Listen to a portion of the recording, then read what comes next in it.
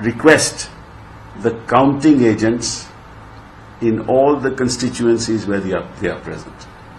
मैं सभी counting agent से आग्रह करना चाहता हूं कि जब तक पूरा चुनाव खत्म न हो, जब तक उनको सर्टिफिकेट ऑफ विक्ट्री न मिले, वहां से वो उठे नहीं।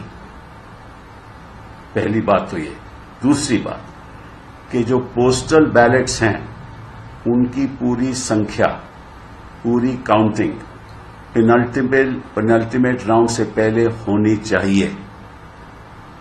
ऐसा न हो कि 10वां या आखिर का चरण की काउंटिंग हो जाए और पोस्टल बैलेट की काउंटिंग न हो। ऐसा मत होने दीजिए। ये भी मैं आपसे आग्रह करना चाहता हूं। आप सब चौकन्ने रहिए, क्योंकि जो गोदी मीडिया के द्वारा झूठ और फेरेब फैला सकता है वो कुछ भी कर सकता है। तो आप इस बात पे चौकन्ने रहिए।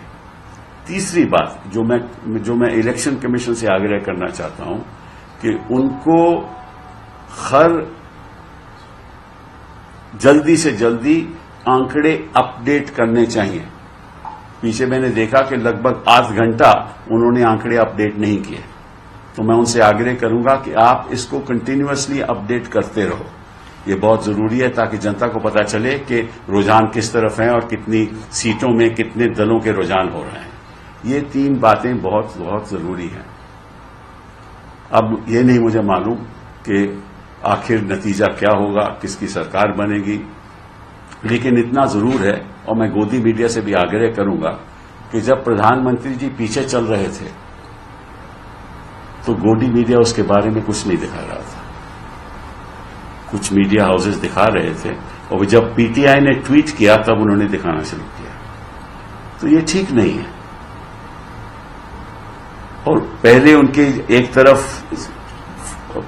तस्वीर थी राहुल गांधी की, दूसरी तरफ थी मोदी जी की। अभी तस्वीर राहुल गांधी है और दूसरी तरफ नड्डा जी हैं। साहब ये भी ठीक नहीं है, अच्छा नहीं लगता। आप कितनी भी गोदी मीडिया हो जाइए, इतना भी ना घुसिए, क्योंकि कहीं ना कहीं तो आपकी जवाबदेही होगी ना। The time will come, no matter what happens, that you will have to answer. All the media channels will have to answer as to how they got these results and how they manipulated, if at all they manipulated. I don't know, they may still get 400, I don't know. But if they don't, somebody will have to answer. What is the role of money? What is the role of the corporate sector? What is the role of the political party in manipulating these results? Is that an offense? Is that an offense? I don't know.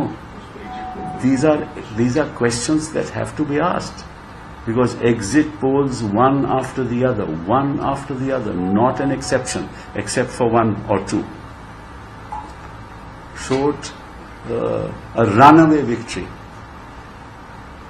But the fact of the matter is, any government ultimately is answerable to the people. The government is not supreme, it is the people of India in a democracy who are supreme. And you can't fool the people all the time. You can fool the people some of the time. And the lies that were spread and the hate mongering that was done. अगर उनकी 239 सीटों पे अभी रुझान उनका चल रहा है, तो निश्चित रूप से 303 तक तो आने नहीं वाले। 303 तक भी नहीं आने वाले। बात तो 360 की हो रही थी, 400 की हो रही थी, 370 की हो रही थी। और ऐसे ऐसे दिग्गज लोग जो मीडिया के माहिर हैं, जो सेफोलॉजिस्ट हैं, उनका क्या साइंटिफिक रिसर्च रहा होगा, ये तो मैं मतलब कि हैरान हूं। वो शायद सभी को तो गलती नहीं लग सकती, कोई ना कोई तो उनमें से ठीक होगा। अगर सभी को ही ऐसी गलती लग रही है, ऐसा एग्जिट पोल सभी दे रहे हैं, तो फिर तो दाल में कुछ ना कुछ काला है ना। कि सभी की इस बात में रजामंदी कैसे हो गई? वो तो अलग अलग अपने करते हैं। एग्जिट पोल अलग अलग करते होंगे, लेकिन एक यूनिफॉर्म एग्जिट पोल लग रहा था।